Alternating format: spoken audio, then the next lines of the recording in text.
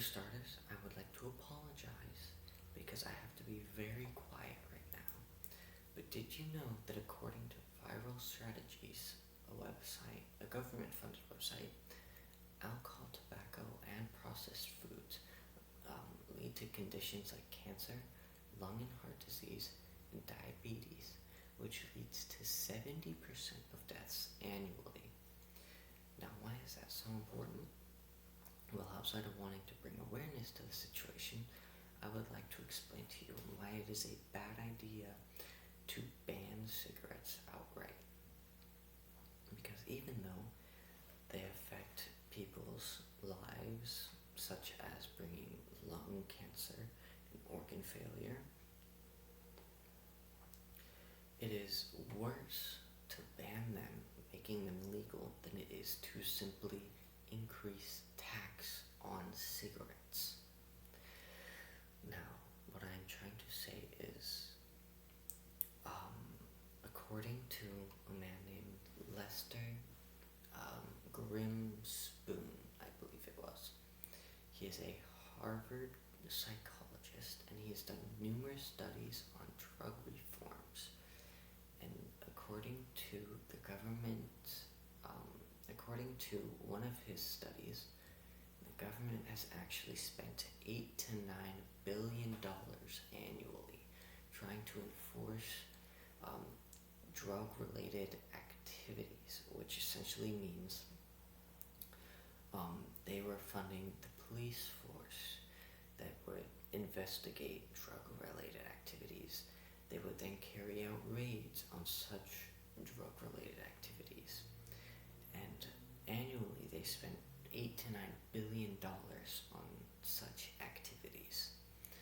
Now that I've explained this to you, I'm sure you can see why spending more tax dollars on trying to crack down on drug usage isn't a good idea, because it will increase our taxes while making not much of a difference.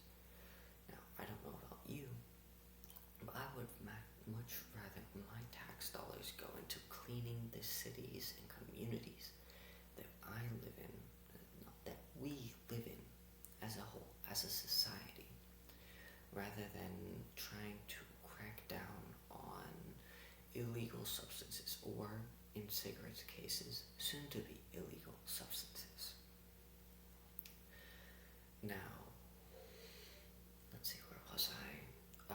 I don't know about you, but when I go on walks, I look at the bushes and I look at the streets that the cars drive on, and I see that they are littered with trash. People throwing their trash away on bushes, throwing them out the window, onto the sidewalks, onto the streets, and I don't like it. I would much rather they spend billions of dollars cleaning up this city, even if it means taking other drugs, currently illegal drugs, making them legal with restrictions, and spending that money that they used to fund these drug search activities, or drug-related activities, taking that $9 billion and pushing maybe even $7 billion of that into cleaning cities and improving life altogether. Now, what the government could do is increase the tax on substances instead, which would work, because according to the Community Guide, which is a government-owned website, if we tax things like cigarettes and alcohol, which we already do, we could raise government-funded activities while also making it more expensive to buy these drugs, alcohol, cigarettes, which we already do on marijuana, beers, and again, cigarettes. We could do that with other, drugs, but let's leave it at that. But what I'm trying to say is it would make it more expensive to buy these substances, and in doing so, we'd not only lower the usage, but we'd also lower the addiction rate. But don't take it from me.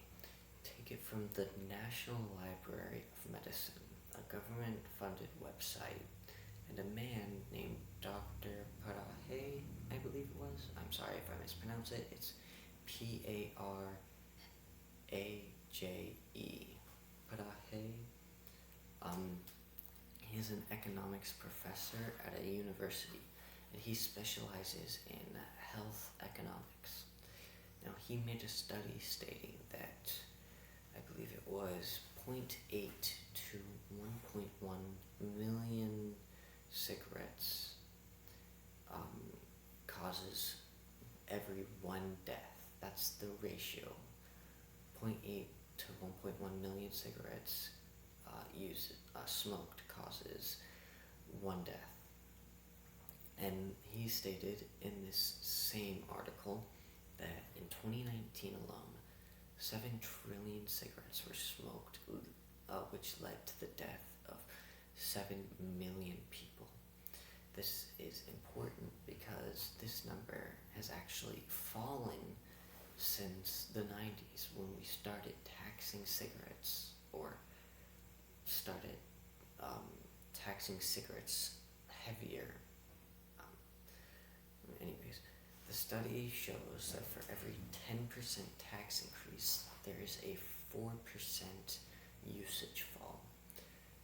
It's an inverse relation between tax and consumption.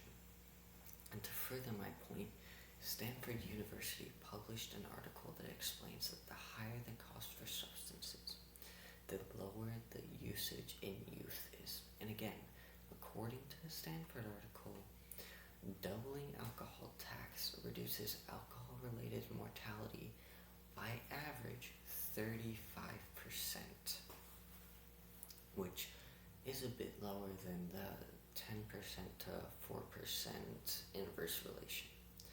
But in conclusion, what I'm trying to say here is that instead of banning cigarettes to try to get them off the street and get rid of addiction, what we should be trying to do is further commercialize them, and in turn further tax them. And in doing so, we would end up creating a society where less people yearly are addicted to cigarettes,